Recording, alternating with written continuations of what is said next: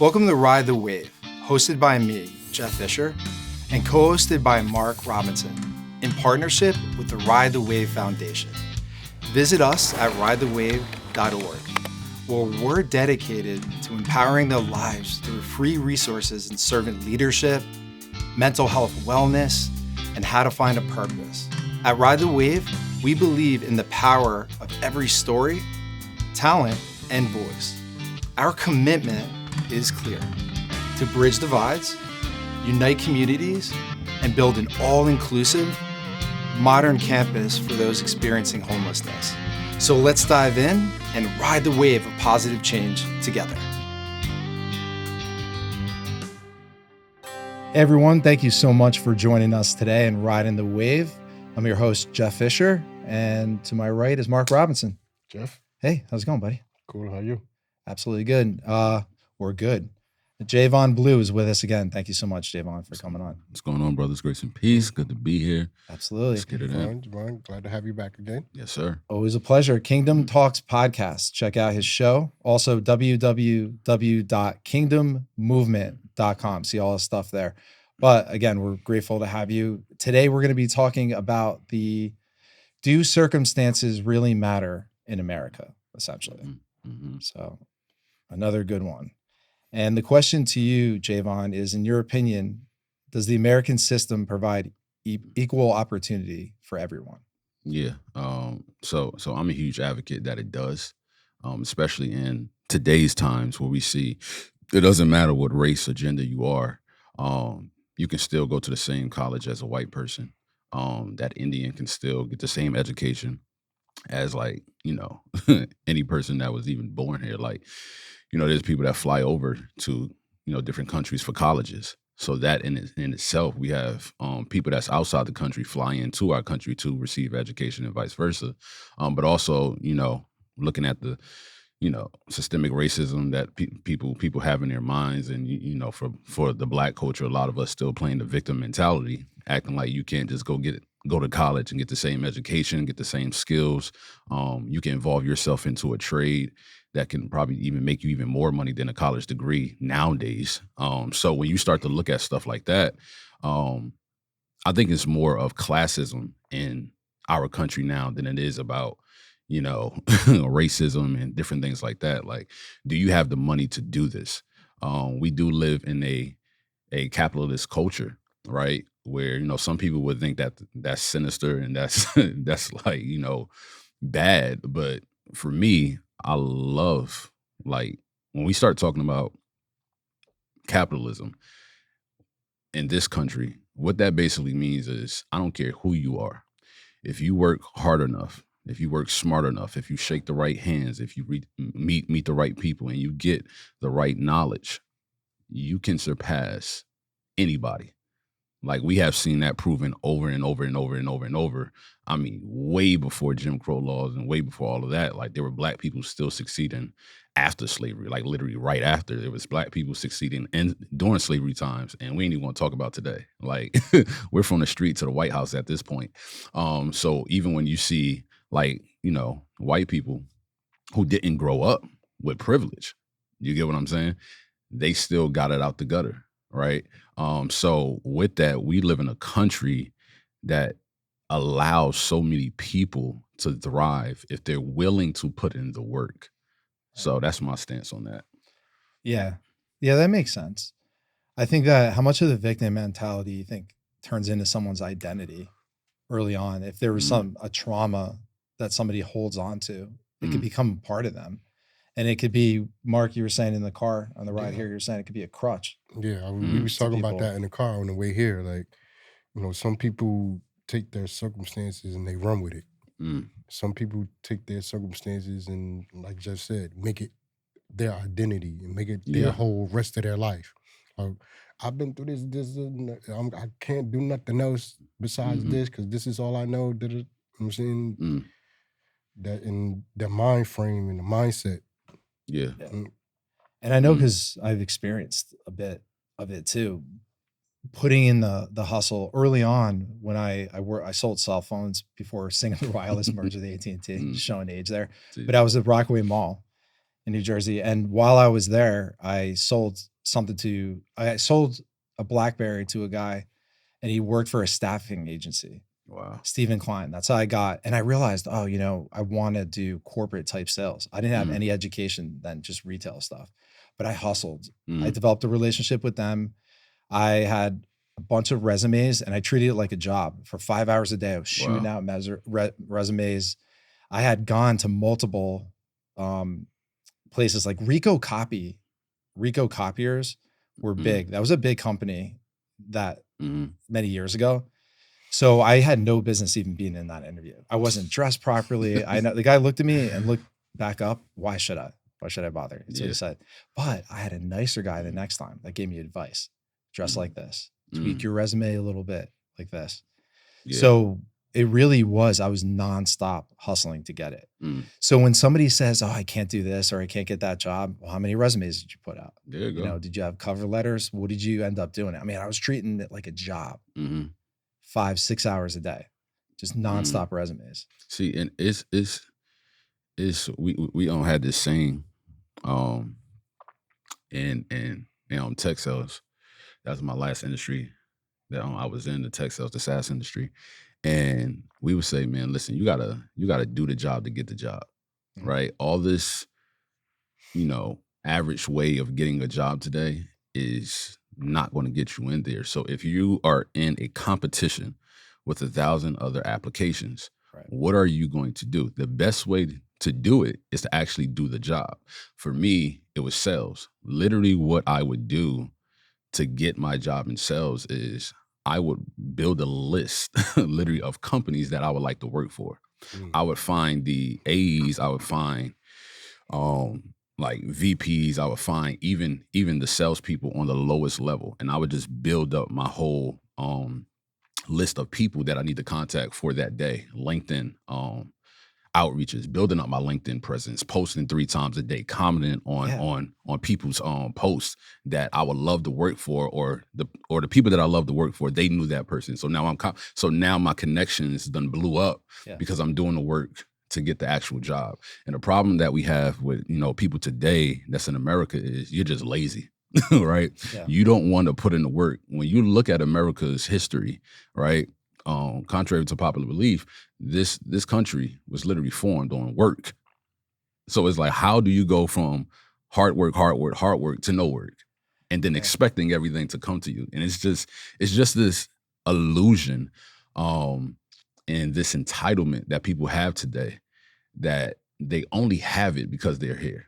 It's such a catch-22 too, or shoot, like damned if you do, damned if you don't, because we want to create things or have a world where it's better for our kids. I mean, that's the point, right? Is to work hard, to be able to make it safer, to be able to provide more for kids so they have more. Oh, I didn't have this when I was young. Yeah. But then it ends up it creates a soft generation because they have everything they need, and there's a little bit of them being spoiled in there too. It's hard to create that balance in a household. It's even if you did create so when you look at Trump, right, and how his father gave him like $1 million, right? That was the lowest thing that his father ever gave him, was the actual money. Look at the wealth of knowledge this man had. Yeah. Like that's worth billions of dollars. The $1 million is just, hey, because I got it here, right? Because his father could have gave him more. But why did you give him $1 million? Right? That's like equivalent to 10,000 from, somebody that saved up in a, middle class family. You making about 400,000. Here go 10,000 to my son. But it's when you look at that mindset is, son, we live in America. Your dad has become very financially free. Like, I know this real estate game. Here's $1 million. It's not much, but I trust the knowledge that I gave you more than the money that I gave you. Go out and do something with it. And Trump took the relationships he built, the skill set he learned from his father, just being out there, raised in New York City. That's the concrete jungle, doing all of that, and then producing billions of dollars. And no crazy. Matter what you think, that's not easy to do. It's the hardest thing, bro. In New York. What? You're dealing with all sorts of junk in New York. Listen, all the permits, the mob back then. He was dealing with the mob, You have to. I mean, just the amount of things to get a beautiful building up the way that he did in New York City. Yeah. It is, yeah. I mean, that's like you said. I think you nailed it Mhm. there. It really wasn't. Mhm. It was that experience, that wealth Yeah. and knowledge. Yeah. It Not was everybody gets it it. was crazy because my best friend's father um basically had his own real estate investment company, venture capitalist, right? And like for me, never went to college. I just went straight to work and I just went straight into it. So, shout out to God for giving me experiences and just walking the path of just skills and knowledge and wisdom. But my first real estate deal gave me my first $1,000 ever. Yeah. Right? Closed on a foreclosed property, right? That thing got sold. We went out to dinner, $1,000. Big Here you deal. go. Yeah. Bro, it's the most excited I ever been. And I was like, man, I got this legally. You get what I'm saying? Mhm. With no college education. Now you 10x this. Now that's a whole different game. You get what I'm saying? You just keep doing the work. Yeah. So it's like most people, and this is the problem with some people, is that most people celebrate too early, right? Mhm. They achieve something because of this country and the opportunities that we have, and they think that just because I got it was something that I didn't previously have, now it's time for me to celebrate. No, it's not. Yeah. you learn get what I'm quick with saying? that. Yeah. So it's part of that literally positions you and postures you. Like when you have that mindset, like, no, if the goal is $1 million, right? Why am I celebrating at 100,000? You get what I'm saying? That 100,000 needs to get reinvested to get to the goal. You get what I'm saying? So that's just the opportunity that we have to do that here in this country. So Yeah, I think it's still there if you Mm. are somebody that has a purpose and you really pursue it. But it doesn't come without work, like you said. Yeah. You have to. I think you crack the code early.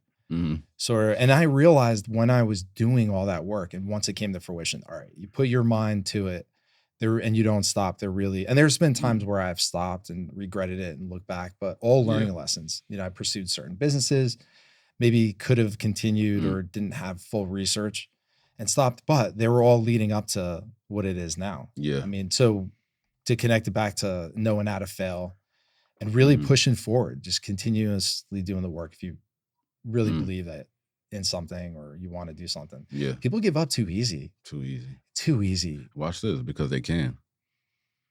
It's comfortable. You know what I'm saying? Yeah. But when you live in a country video that games. that this is no option, and that's, see, the fact that people get to give up in this country lets you know how blessed you are.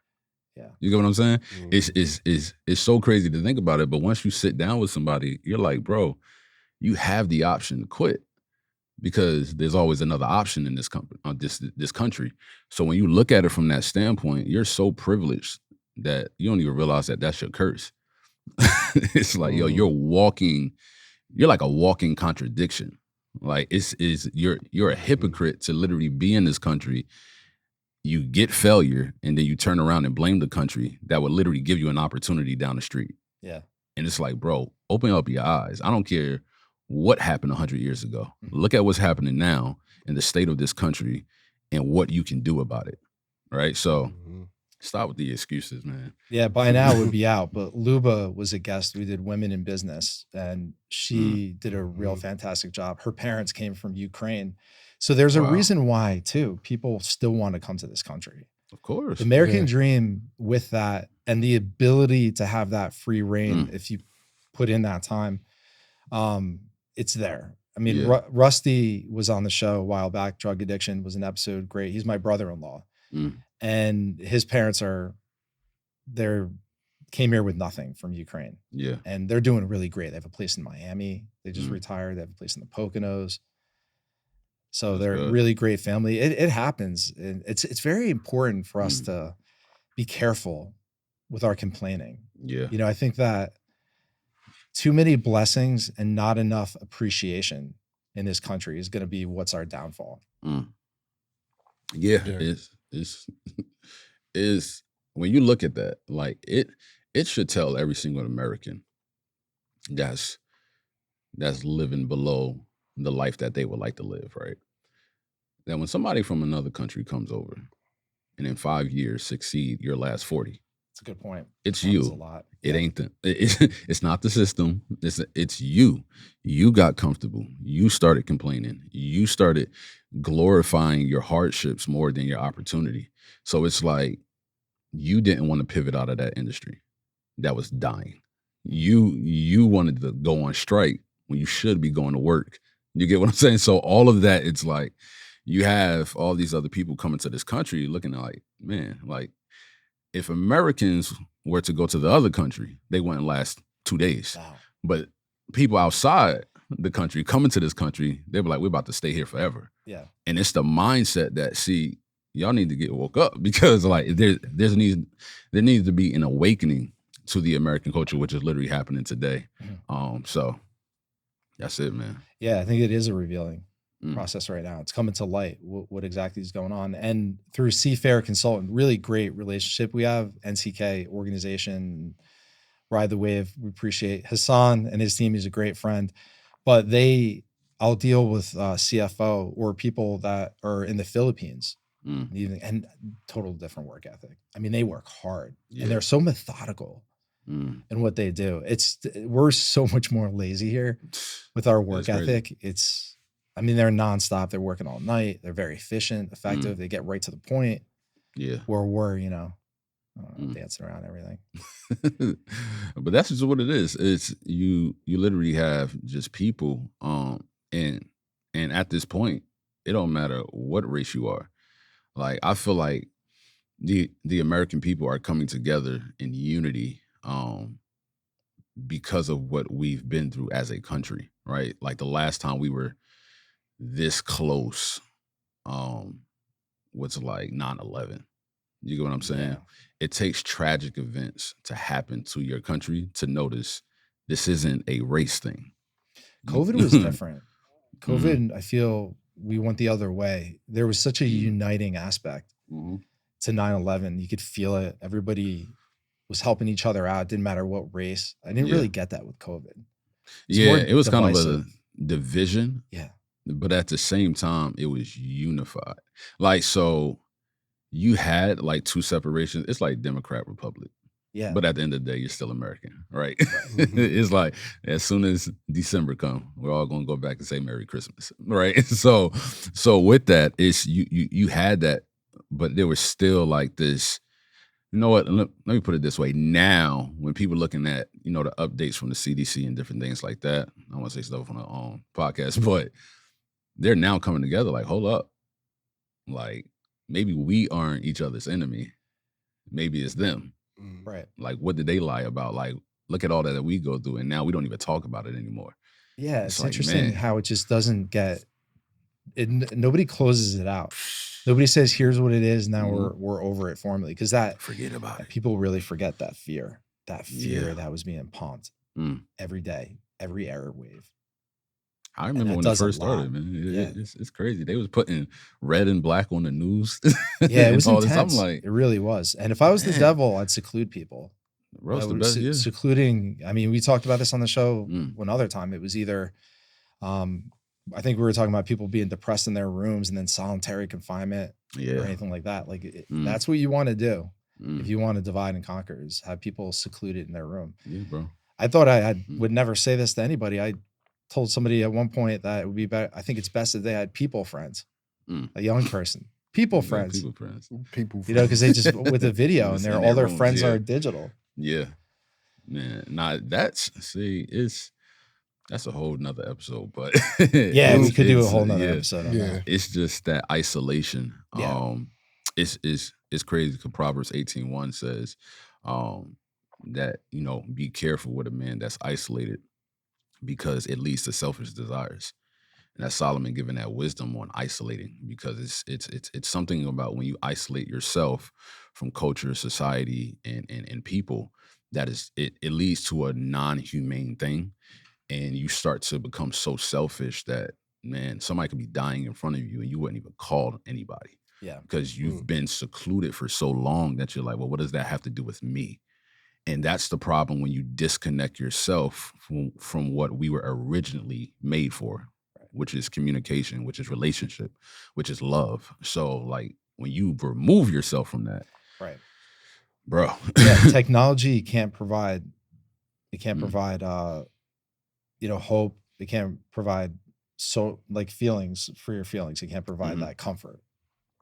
No, you can't get connection that I think that's huge. And the people that are most successful are those doers who are going outside of the box, meeting different people and networking. Like you said, it wasn't just, you were putting together your network and then even reaching out to people for advice or just asking questions is huge. So for me, anything that's anybody sees successful, or also the top business leaders in the world, they say that they're humble and they ask for help. I noticed that a lot of people don't want to ask for help. They want to do it themselves, look it up themselves. Yeah, it's doing it you're on your own is not the way to get to the next level. Never was. No. You get what I'm saying? So I'm gonna put it like this. Man, where did I hear this from? I was listening to another podcast. I forgot his name. But he said something so important. He said, right now is the easiest time to succeed because so many people are just so average. If you so true. If you just play this out, because people are so entitled, because people think, well, just because I've been doing this for this amount of time, I'm entitled to this. Bro, first of all, you agreed to a contract that set a certain price. Work and shut up. If you want to get more, bring other skills to the table. I never understood why people bash companies because of their time. And it's like, bro, your time means nothing when you're not adding more value, when you're talking about bringing more money. Yeah. So you want to make $100,000 more, but you're going to work the same. Right. What type of crap is that? Like it's also bro, be creative about it too. Yeah, do something that's but present it in a way that for me, I had requested something like that, like a pay increase, but I had kept track of things that I was doing that added value.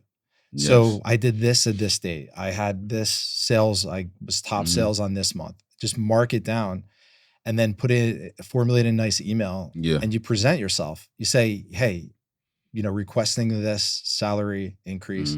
Here's what I've been doing. Here's the value I bring to the table. Here's the reason why. Not just, let me get that increase. I didn't get it. I'm out. Boom. It's not fair to your employer. See, but most people, and here, go back to America, most people would literally spend 10, 20 years on a job and never increase their value within the 10, 20. Right. So you got comfortable at the job, but you never worked on yourself. You just worked at the company. You get what I'm saying? Yeah. And then you turn around and realize how much of your life has been wasted, and then you blame it on them. Like they wasted your life, but they've been paying your mortgage for the last 20 years. Yeah. But you're not mad at them. You don't know that but you're really mad at yourself. Yeah. Because you didn't add anything to your life. And now your life has been basic for 20 years and you're just stuck. So it's like when people need to self-examine themselves in this country and realize, hey, you know what? I'm the problem. I didn't, if you've been fat for the last 20 years, it's because you never went to the gym in the last 20, right? So your fat is a reflection of what you didn't do, what you didn't maintain, right? So it's the same thing with your money. I don't care if you're making minimum wage in this country. If you have a strategy, I don't care. And this is when time works for you. It's called compounding interest. I don't care if you were saving $5 a month. Yeah. You will have more at the end of 5 years than you did at the beginning of the first one. Right. That's just the company that we live. I mean, the country that we live in. So when you understand that, like, going back to that point, so many people are so average today in this country that if you just work literally 10% better than everybody, you'll stick out, which is wild. I gave advice to a young guy, 17. Maya, my cousin, she's 4, so we're at our soccer game. Young guy. Love to have him come on the show too. I talked about that, but I don't know. His parents, he was going to talk to his parents, didn't get back to us yet. Really would be great to have his perspective just on being a youth like that. Smart kid. Yeah. And I told him that if you read books and just show up on time, just show up on time. Just do things and show up when you're supposed to. Yeah. And read books, because I guess a lot of kids probably aren't. They're doing audiobooks or flipping through. And I think if you're 17 and you do something like that, you show up, you hustle, and you read books like all the best people do. Come on. It's going to be a whole nother level. That's it. They have such an advantage. I feel that's the thing, in the back of my mind, sometimes I'm not judging people or anything like that. But when people are facing me, like right now, if you were, I can't do this because of this, and I'm being respectful in the conversation. In the back of my mind, I'm just like, you have no idea what you're capable of. Yeah. At all. You just don't, because anything with this, I'm living it. You know, I shouldn't really be sitting here, you know, ICU, parents crying, See you know, that 17. But with the, I think I'm coming from a different perspective, Jeff. Yeah. I think people need to be held accountable with those conversations. Enough with the pillow talk. Enough. Yeah. Look at our country, because people didn't want to talk, because people didn't want to judge, because people didn't want to talk about your circumstance.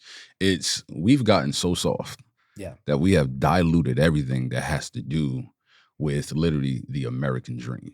Now it's really no such thing as the American dream anymore, because it's just it's the white picket fence with the Rolex watch and you know, the dog out front. Those people are struggling too.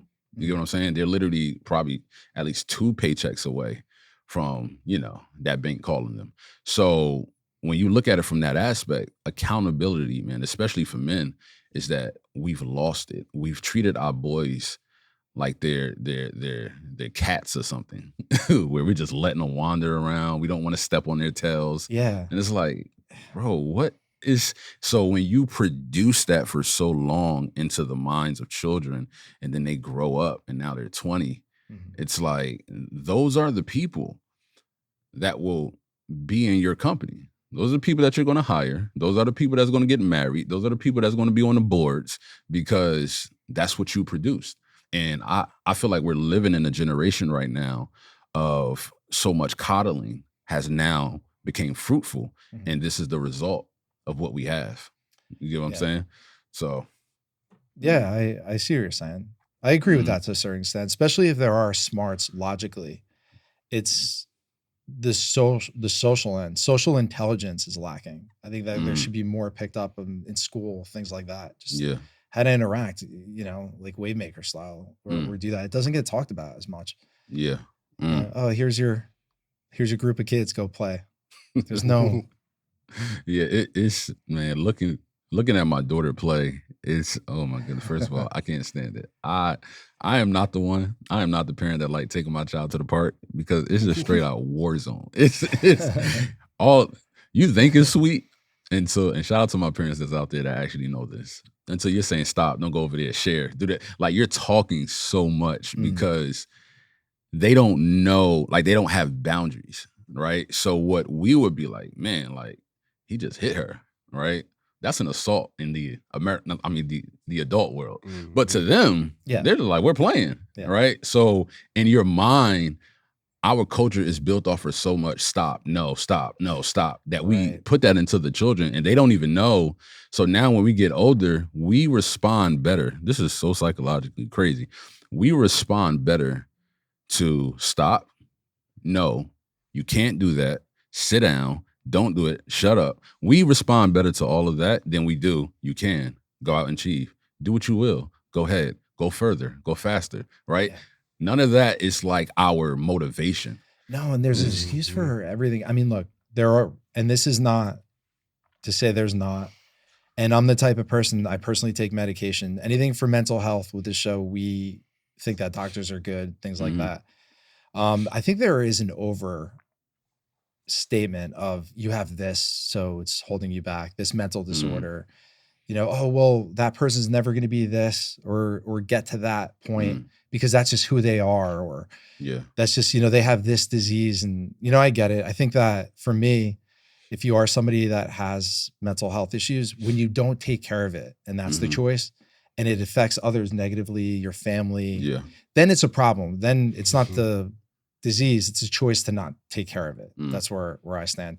But I do think there's too much of that, where you said, oh, that person will never be there because of that. Why not change that language around? You know, you could do this. You could do this. I did it this way. Try using this resource. Keep pushing. You'll be surprised what you can achieve. What's on the other side of if you tried, what you can achieve? Yeah. What would it mean for you if for 10 years, I think like Jordan Peterson said that or something, you did what you've been putting off. My God. Think about it for 5-10 years. If everything that you were procrastinating on, brushing underneath the carpet, you fully took on, what kind of monster, in a good way, what type of person you'd be? Like, I think it was Albert Einstein that said compound interest is the 8th wonder of the world. You know, those who truly understand it will break through a wall to get it. And it's Yes. those who don't understand it that, pay the tax every single time, because it's when you understand compound interest, I'm telling it is the cheat code to life. The only thing is people don't understand it or not even willing to engage it is because they don't have patience, right? They look at time as something that time is supposed to respect them. But in reality, we're supposed to respect time. We are supposed to build this relationship with time because of what it produces. So it's like, whether you do it or not, the year is still going to be over.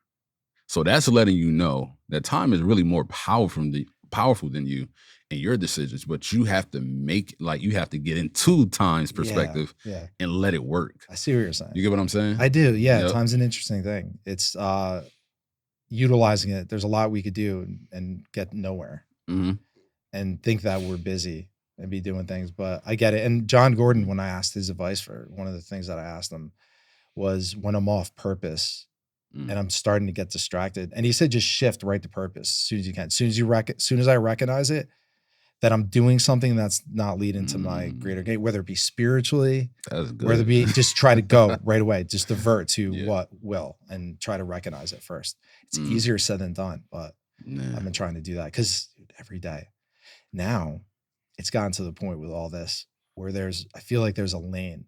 I could see a lane to potentially have the opportunity to leave a legacy for my family. They're taking away generational wealth, man. All that. Prices are going up. If we could shatter the glass ceiling and get up there, and then really have a nest egg for my family, friends. I get up and take it to the max every day. I just went away with Kristen for a few days because every day that's how I feel. I feel like I'm saving lives, and I'm one of the rare people that we have this opportunity to get up. And every day I take it to the max with that in mind. Just hard. Yeah. It's tough for me to even be on vacation. It's always on my mind. Yeah. It's really, but it's, a lot of people don't achieve anything consistently, I would say. And shout out to my guy Riyad Jones that said this. He said it's literally because of broken focus, right? If you look at everything that that happened to people and they didn't continue in it, they quit in it, whatever the case may be, distractions do happen. Whether they're good or bad, it's still a distraction. It's that broken focus. The greatest people, our greatest, athletes that achieve great success, if you really look at their interviews and listen to them and look at their lives, they would tell you, I was so focused that sometimes I probably wasn't the best father when I should be. I probably wasn't the best husband. But when you look at it from over here, you're like, man, that's the greatest athlete ever. Look what he put in. He was so focused that he said, listen, this is going to be I have to sacrifice something. Yeah. Something has to get sacrificed. But it's the people that sacrifice that really achieve that great success. Now, shout out to the mature person. And this where I believe that, God comes in that spiritual aspect, is that, you start to understand that my spirit man needs a break, right? I'm not unfocused. I'm just getting refreshed so that I can come back and be even more. You get what I'm saying? I do. So yeah, bro. Yeah, it's absolutely. Powerful. And to me, that's gotten to be the most important point, is the spiritual upkeep. Yeah. I mean, my life has taken on these levels ever since I hit 40. It's more important. You could just go on a few days away and not being on routine and reading scripture when I should and stuff like that. I could feel it. Yeah. I feel it. That's that spiritual food. Yeah. It's everything. It's needed. Yeah. It's like people, I have seen some very successful people, but it's like they're just spiritually dead though. Yeah, what's the point? And it's just like, man, you see it and you're like, man, they have this hole that they don't know how to fill because of their worldview, right? And the people that are in that worldview, like they can have other successful people in their industry or whatever the case may be, but because they're not getting spiritually filled, it's like, man, that's how depression creeps in. That's how suicidal thoughts creep in, because you didn't step back to just say, man, my spirit man needs to get filled. Yeah. So if we do have a spirit and we do have a soul, but we also have a body. At what point do you sit back and be like, man, my spirit needs to get filled. My spirit needs to get trained. My spirit needs to become mature. Because if not, it's like my physical body will feel what my spiritual body is lacking. Yeah. You know what I'm saying? So that has, I see it all over the country today. People are spiritually dead, bro. That's what it is. Inside out. We always say that. Inside out. It's for us too, for all this. It's us sticking together, and it's from the inside out. And the self-development aspect is so huge. I can't imagine if I wasn't doing it. There'd be no way this would even be taking place. Just being programmed from everything, especially with the political climate, and just, receiving and not going on a proactive, books that I read, scripture. I can't imagine people that are caught up in that. Yeah. It just comes back to, like, my thing is always identity, right? Is that so many people attach themselves to roles, to titles, political parties, even teams, sports teams, because they truly don't know who they are. And they don't, like, that purpose thing is 50-50 to them. It's not an all out, like, no, I'm here for this and that's it. Right. And this is why, I love Jesus so much, because in his writings, he literally said, no, I came for this. This is the only reason why I came. And scripture says he was obedient unto death. A lot of people don't know why they're here, and they're not obedient in that until the day that they die. You get what I'm saying? Yeah. It's so many detours they take. It's sad. It's sad to me. It just, it's too bad people can't experience it, however they go about doing it. Any practical advice for somebody to get the spirit going, whether it be meditation, if they're not somebody that's religious there? For me, I always say prayer. Right. Like, start with the most humblest of prayer. Like me, I'm a believer in Jesus Christ. So even at that level, like, when you tie the whole religious aspect to it, like, I need to stand a certain way, I need to sit a certain way, my hands need to, all that is trash, right? Literally come as humbly as the Lord wants you to. Like, Father, I don't know how to do this, but you know my life, you see my life. I need you right now. If you do that consistently, I promise you, he will answer. Yeah, it's a bit backwards, and as men too, I think we might have a certain stigma with it, but it is a surrender. Yeah. It is just that. Submission, man. Yeah. And it's not a bad thing, though, because what controls you in the spirit is your most pure self, I think. Yeah. That's what people don't realize, that 100%. Like, oh, I'm enslaved to a spirit. It's not like people would think with it. And I wonder, I know that it's not cliche for me, or the Christian community won't like me saying, if there are other avenues there. It makes me wonder sometimes, and I brought this point up before, if I, we say circumstances, but if I was born somewhere else with Buddhism or something like that, yeah, it's still so even if you Buddhist, Kemetic, right, Taoism, like, it don't, so what you see across the board is that every human being is spiritual. Right. It doesn't matter what God you're praying to, because God created you. Ultimately, you're going to be try to seek some type of spiritual inclination. You get what I'm saying? So it just lets you know, okay, number one, you got to start right there. You're spiritual, bro. Like, it don't matter who you serve. Start right there. The truth aspect comes in after that, right? So I'm an advocate that, like, every God is real. Like, there's the God, but then there's gods. Like, there's spirits that have power. There's principalities. So even if they're serving that in Haiti and Africa and China, like, they're serving these other gods, these gods are real and they produce power. It's that they don't have the ultimate power. They have a power that has been given. Right. So now it's like, when the Lord Jesus Christ gets into you, that submission now switches to the ultimate. You get what I'm saying? Yeah. So like, every spiritual path leads somewhere. That's the thing. Now, that door, that's on the other side. That's what matters. When you open up that door, are you ready for what's happening on the other side? Yeah. You get what I'm saying? So it's a, but with that, it produces so much. That's why it's, when you have the Lord Jesus, he's saying, you come to me, you lay down your burdens. There's peace beyond understanding. There's freedom in me. There's all of this. But then you have you submit to something else, Mhm. and now you got more depression in your life. You have this in your life because you're opening up a door that is spiritual, but now look at the fruit of what you open. So I see that with a lot of like, well, going back to the subject, is that you can tell a lot about, people's spiritual life, their spiritual walks and their spiritual life by the fruits of their life. Yeah. You know what I'm saying? Yeah. Your mindset, how you talk. Yeah. And you tend to, at least for me, I tend to get attracted to, or automatically the network gets aligned with people of faith or that kind of feel that or have that same point of view naturally. And looking back, all the men or anybody that I was looked up to, Maxwell, things like that, were Christian. I didn't even know it. Yeah. It just happened to be my path there. But it's a progression for some people. Like everybody isn't like even if you're born in America, like if you're really not in the Bible Belt anymore, right, of the country, like the Northeast, like people they're like, okay, I don't care about Christianity, right? So, but when you even look at like one of my greatest Christian writers is C.S. Lewis, right? But what's crazy about it is C.S. Lewis, he started as an atheist, agnostic, and then became Christian.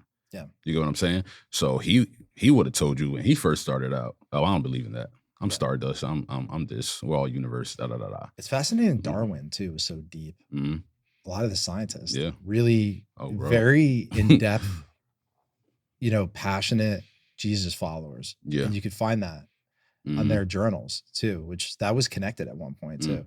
Wonder just how much in general, or what are your thoughts on that Christianity and the formation? Because we're talking about our circumstances, and that I think is starting to fade a little bit, maybe in the country, or other things are starting to seep in. How important do you think those principles were on establishing the country? I think it's very important. Like, so we live in a Judeo-Christian country, right? So that's why there's a lot of Jewish and Christian context mixed into what we do. So it's coming from two perspectives, but under the same God, right? So when you see that, we had principles, we had standards. Like I remember, my mother and my grandparents saying, literally on Sundays, everything was shut down. You get what I'm saying? That was reverence for, that time of rest for our country because of the Bible that we lived on. Now, not so much. Now, why did it get to that? Because when you start to allow other religions and other people and ideologies to dictate how the country runs, and you forget what the foundation was based off of, now you start to see different evils in the world. You start to see different things happening because you forgot what kept you, right? So when you just look at, like, when you compare the two, look at how life was back then, when people actually used to turn down the music, passing the church, be like, oh, throw out the cigarette, walking past the church, like Sunday. Oh yeah, like Sunday, I don't care what we did for 6 days. Sunday, we're still going to church. Like everybody had this reverence for God, even though they wasn't fully submitted, they had a reverence. We've lost the reverence because we don't have no principles, and like there's nothing that we're submitting to as a country. So it just leads to other gods, other spirits, other ideologies, and stuff to come in and just run rampant in the minds of people. Yeah, it creates structure, if anything, to have an understanding. I mean, I get it. You want government, religion separated, things like that, but there has to be an overall understanding and overreaching structure to it. And I don't know, through my travels, I haven't found anything. I haven't read the Quran or anything, but I haven't really found anything like scripture to be able to put together a society, to be able to do. I mean, it's in everything. I don't understand sometimes. And I know I've said this before because of that 3 year, it really was 3 years ago. So I was 40, but I can't really relate to my past self at all. And the thing is I don't understand why it doesn't make sense to other people. It's in everything. So what makes sense? The delusion to me is, eating fast food and going, pursuing something for just a car or a house, and inflation and politics and getting pulled in every direction of every desire. To me, that's a delusion, not God. Yeah. Not the spiritual realm or anything. Everything in all the movies we're watching has these spiritual beings fighting them. And why would it be such a surprise to people that it's actually real? But it's so it weird. lets you know that we're in a spiritual war. So, The devil did a good job oh, of bro, really good job he's of killing it. acting like he doesn't exist and making himself present everywhere, right? But And then doing crazy things. so I think we're at the point where like people do know he exists. That's why they worship him. So you actually like Right. Satanists is becoming like a top religion here in this country, right? Like satanic churches and stuff. And then you see a lot of that stuff is backed, like a lot of the homosexual agendas and different things like that, abortion, like all this crazy stuff is really backed by them. They're just in the corner because Satan operates out of darkness. That doesn't mean that his kingdom isn't structured. Like I look at Satan's kingdom as a very structured kingdom, right? Jesus looks at it that way as well. That is why he says, arm yourself. Now, if you look at it from a war standpoint, why would Jesus say, arm yourself?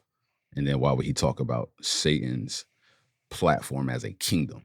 You get what I'm saying? A kingdom is structured. A kingdom has warriors. A kingdom has political power. A kingdom has all of this in place, right? So when you look at it from that standpoint, it's just two kingdoms going together off of strategic warfare. Right, because the angel armies, things like that. They got to fight somebody. They're set up warfare. I mean, that's really what we're doing. Warfare, bro. Right? That's it. But everything, right now, sitting here, our cells are really having a mini war to survive. Our survival is at a cellular level, almost like a war.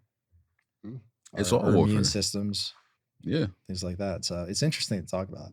It's a lot, but it's when you just look at it, like the reason why a lot of people play the victim mentality and they have these excuses here in our country is because there's something that's in your spirit and your mind that's telling you play that way. And there's something missing. Yeah, there's a gap. They're giving into it though. Yeah. Like, because the difference is how can somebody grow up where you grew up and come out differently? That means that if there's two perspectives, that means that there's two submissions. That means that there's two powers going on. Right. And how much of that you think is choice or free will of those situations? All of it is free. What you talk about? So like we're born completely different. Say you have an environment that's not good. Maybe your parents are doing drugs. It's, kind of urban community, wherever it is just not a good situation. Two people live that same life. One person gets it, makes it, does really well with their life and actually gives back. The other person just stays there and maybe dies of drugs or anything like that. In between there, what are your thoughts there? You think that was who they're meant to be? It's all choices. So it's even if you took the urban context, the rappers that's rapping, half of them don't even live. I ain't gonna say half. 90% of them do not live in the same environment they came out of. That's a good point. You know what I'm saying? Especially nowadays where music is so oversaturated and anybody can make a rap album. You got rappers in New York right living in Miami and Colorado. Put the beat on. Get it in, Joe. But yeah, like circumstances is based off the person.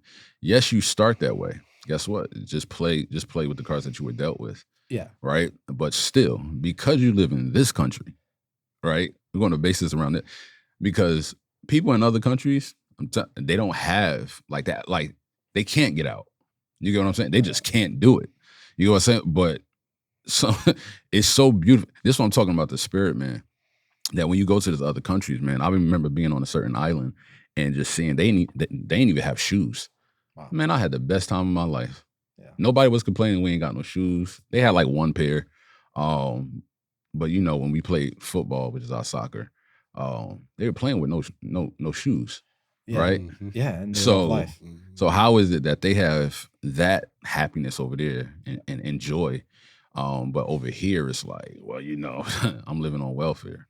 The fact that you're living on welfare is letting you know that you have more opportunity than somebody with welfare. To them ain't even a conversation. That's true. In Celia Catholic School, we partnered with them recently. So there'll be more on our Facebook. We'll be posting more stuff with them. We're going to be doing a technology project, try to raise money for them to get laptops for all our students and high-speed internet. But Cameroon, Africa, that's where they're out of. And I'll tell you, it's so humbling. I have some messages too I'll post up of the kids getting food, just getting a food initiative that I did. And Sister Rosemary is a beautiful, beautiful person, man. She's an angel on earth. And it's so humbling because they have nothing. They had war for a couple of years. They're restoring the school now, but they're so grateful for everything that they do have. everybody should have some involvement.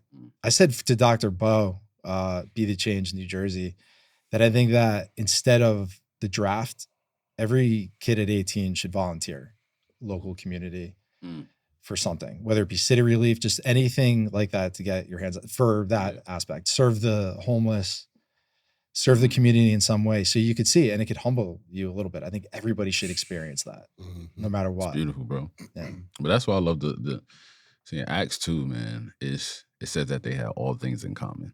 Yeah. Right. When the church first started, they sold, everybody sold everything and laid it at the apostles' feet.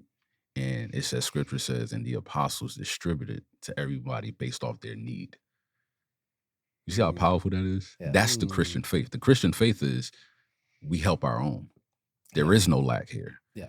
But it's like when you have this division, I'm Baptist, I'm Pentecostal, I'm Lutheran, I'm Jehovah's Witness. Like all of this stuff is like in the way of what they had. Like when it first started, their goal was, the sinner is Jesus. And love your brother as I have loved you. Yeah. I use Christian loosely too. I would say that for me, I have a relationship with God and follow the principles of Jesus.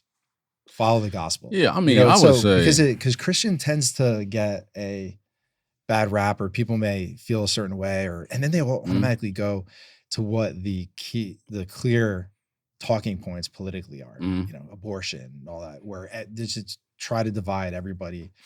Anytime I hear something repeated over and over again when it's a political point, I know that that's programming. Yeah. I mean, for me, for me, I still say Christian. Even like before when they first started, they were followers of the way, right? All that type of stuff. They weren't called Christians until they got to Antioch, right? But the truth of the matter is that we can't allow those who aren't to dictate who we are and how it started. You know what I'm saying? Yeah, like just because you have your version of Christianity, all right, cool. Like that's it. Somebody could be called a follower of the way, right? Or I follow Jesus and still slice you up. You get what I'm saying? So it's at some point, this is why the standard, right?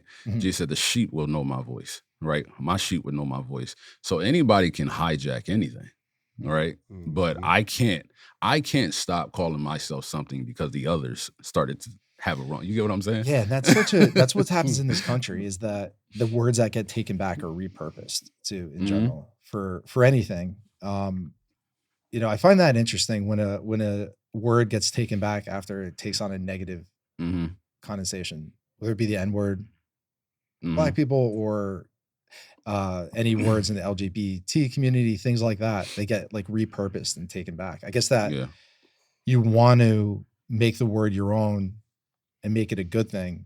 But I don't know, psychologically, it's weird how language rolls over like that. Yeah, it's based off the person. And then that person creates a culture behind it. Yeah. And then there you go. Yeah, the language and the culture. But it's literally because one person, well, not one person, there's a people that decided not to combat it.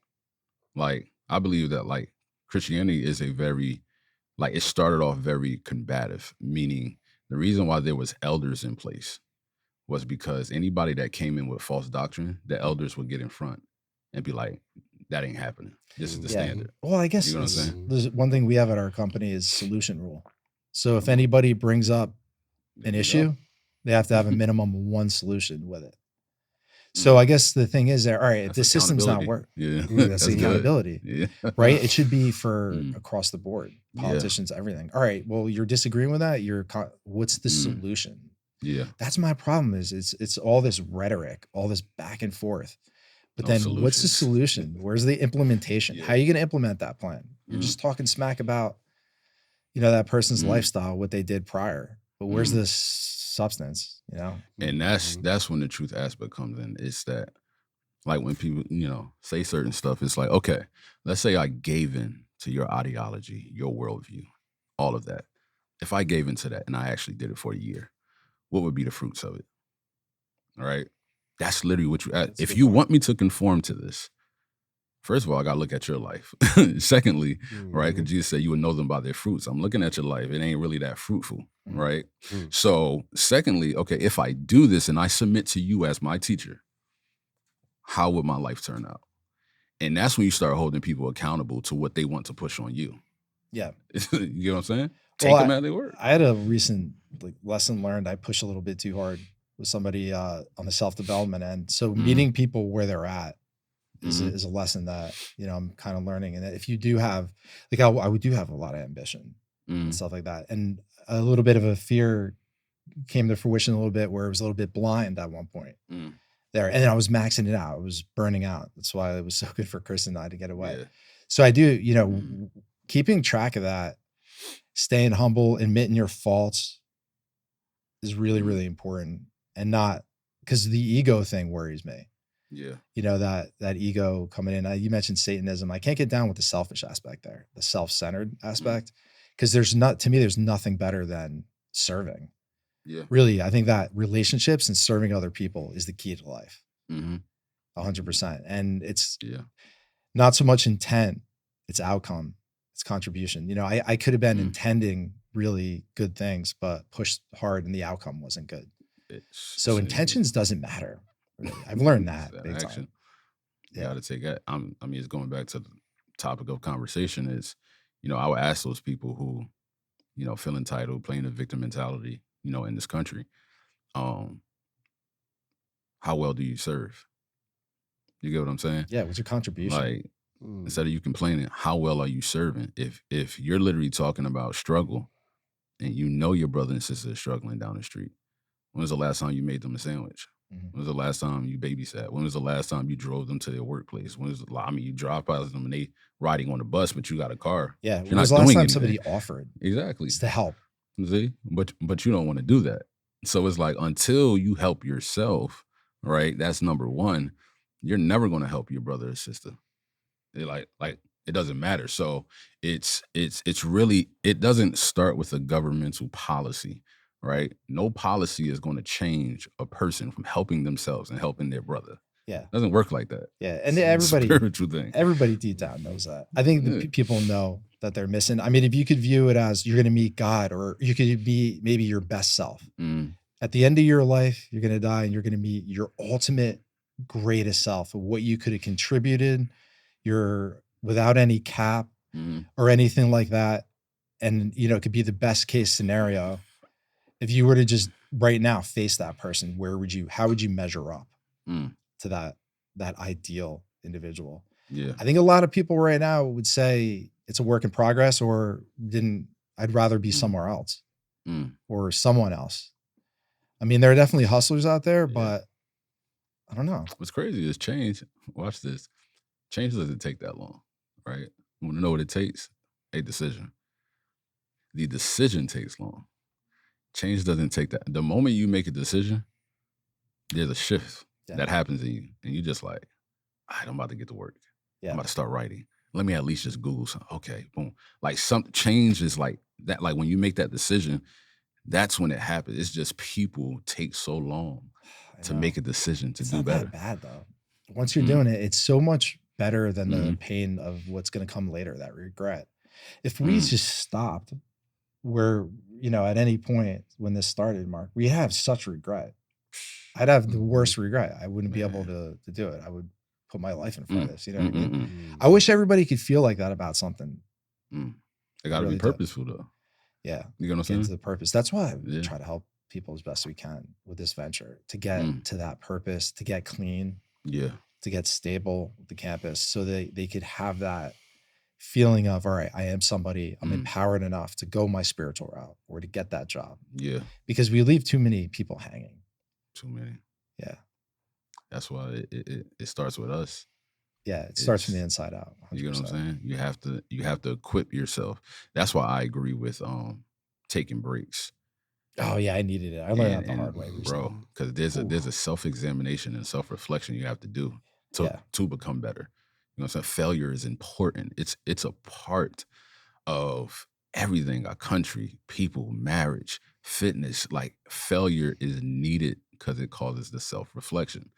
Success doesn't do that. Yeah. You don't reflect. Oh man, no. It's the failure that hits you in your face. Yeah, and wherever you're at right now, pretend it's a movie. And who are you in your movie, in that plot? Are you the hero? Are you the victim?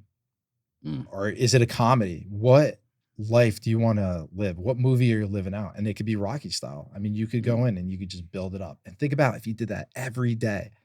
If you really put in the time, you got up early, you had a routine, maybe some meditation. If scripture's not your thing, then I think prayer, because it started out with me not feeling anything and I was just praying. And that's another story that I'll bring up. My, you know, how I came to faith. I might have mentioned it briefly on here, but yeah, it was something through prayer, unexpected. And I got the feeling. Yeah. So yeah, I mean, Javon, I think you're absolutely right. And this is a topic that we could talk just so much about. I'm sure we're going to branch off on something else from this. So many layers. There's so much more, but you know, I agree with you. I think that environment matters, and definitely having an opening for people to be able to, if they put in the work, put in the time and effort, and they're good, to be able to climb. Yeah. And then just like anything else, if there's a crappy restaurant, the economy then shuffles it out because it's not good reviews. Literally. People that don't contribute should be held accountable for that. And there should be punishment accordingly. If it's really going against and bringing other people down there, I think. Yeah. But yeah, it's a lot. I'm with you, brother. Yeah. Excellent. You got anything, Marc? Y'all pretty much said everything. Yeah, I mean, really, this was a really great one. Again, Javon, appreciate you coming on. It's always a pleasure. Yes, sir. Looking forward to the next one. I mean, it's endless. We're really going to keep going. And this was a good one. Yeah, it was. Yeah, absolutely good. Everyone, thank you so much for joining us. Javon, again, greatly appreciate, valued guest. You take care, everyone. Have a great one. Thank you so much for tuning in. Till next time. Till next time. Thank you for tuning in to Ride the Wave. It's been a pleasure having you with us as we explore ways to make a positive impact together. Remember, every little wave creates a ripple of change. We appreciate any support you can provide as we plan to build an all-inclusive, modern campus and empower communities. For details on how you can contribute through various platforms, please visit us at ridethewave.org. Until next time, keep riding the wave of change with us. I'm Jeff Fisher, signing off, but the journey continues.